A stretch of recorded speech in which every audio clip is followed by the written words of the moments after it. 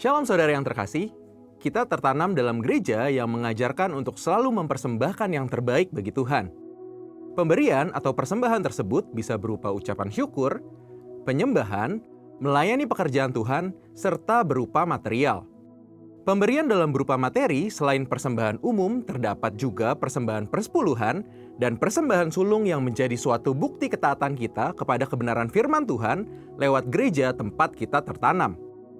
Dalam edisi Voice of Pentecost kali ini, kita akan membahas tentang hal memberi yang terbaik. Matius pasal yang ke-7 ayat 9-11 berbunyi, "Adakah seorang daripadamu yang memberi batu kepada anaknya jika ia meminta roti, atau memberi ular jika ia meminta ikan?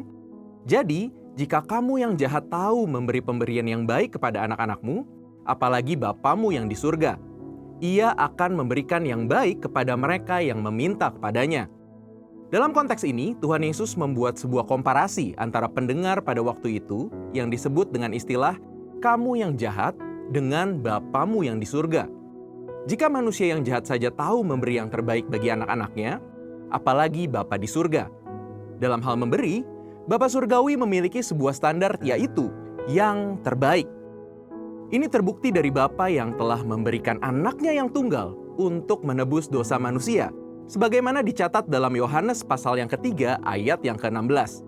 Kualitas hubungan kita dengan Tuhan menentukan standar kita dalam memberi bagi pekerjaan Tuhan melalui gereja. Mari kita simak pembahasan persembahan di dalam Alkitab. Kata persembahan dalam bahasa Ibrani berarti minkah, yang artinya hadiah, pemberian, atau kurban. Dalam kitab Kejadian kita melihat contoh para patriark dalam memberikan persembahan kepada Tuhan, seperti Kain dan Habel, Nuh, Abraham, dan Yakub. Prinsip persembahan dalam era sebelum berdirinya kemah suci adalah sebuah inisiatif pribadi sebagai respon si pemberi persembahan akan kasih, berkat, penyertaan, serta perlindungan Tuhan. Persembahan diberikan berdasarkan hubungan pribadi si pemberi dengan Tuhan. Setelah berdirinya kemah suci, Tuhan memberikan hukum-hukumnya. Di dalamnya juga tertulis berbagai jenis korban yang diatur menjadi persembahan. Walaupun jenis kurban dan tata cara diatur berdasarkan hukum, aturan tersebut menjadi sarana yang memperjelas dalam hal memberi persembahan, sehingga persembahan diberikan tepat seperti yang dikehendaki oleh Tuhan. Ada 3 kesimpulan yang bisa kita pelajari. Yang pertama, mereka yang memiliki hubungan yang berkualitas dengan Tuhan umumnya memiliki standar yang tinggi dalam memberi, yakni senantiasa berupaya memberi yang terbaik. Dalam Perjanjian Baru, kita bisa meneladani apa yang Maria lakukan dalam Yohanes pasal yang ke-12 ayat 1-8. Maria mempersembahkan minyak narwastu murni dan menyeka kaki Yesus dengan rambutnya. Semua yang Maria lakukan adalah contoh standar yang tinggi dalam memberi, yang dilakukan karena memiliki hubungan yang berkualitas dengan Tuhan. Kedua, mereka yang tidak memiliki hubungan yang berkualitas dengan Tuhan hanya dapat memahami pemberian sebagai sebuah hukum yang tertulis.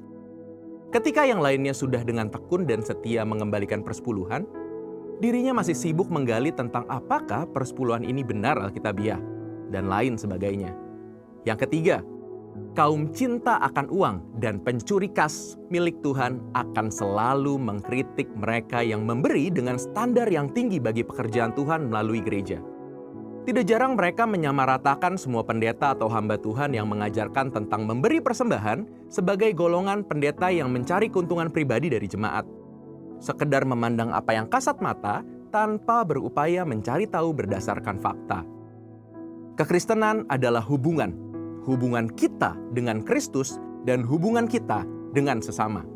Seperti yang digambarkan dari hukum yang pertama dan terutama, kasihilah Tuhan Allahmu dengan segenap hatimu dan dengan segenap jiwamu dan dengan segenap akal budimu, dan kasihilah sesamamu manusia seperti dirimu sendiri.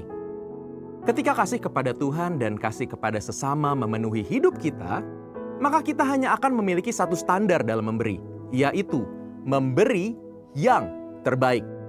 Ini karena kita tahu dan sungguh sadar bahwa sebesar apapun pemberian yang bisa kita berikan, tidak akan mampu membalas apa yang sudah Tuhan Yesus lakukan di dalam hidup kita. Salah satu persembahan yang menjadi sebuah dimensi baru dalam memberi yang terbaik adalah persembahan sulung.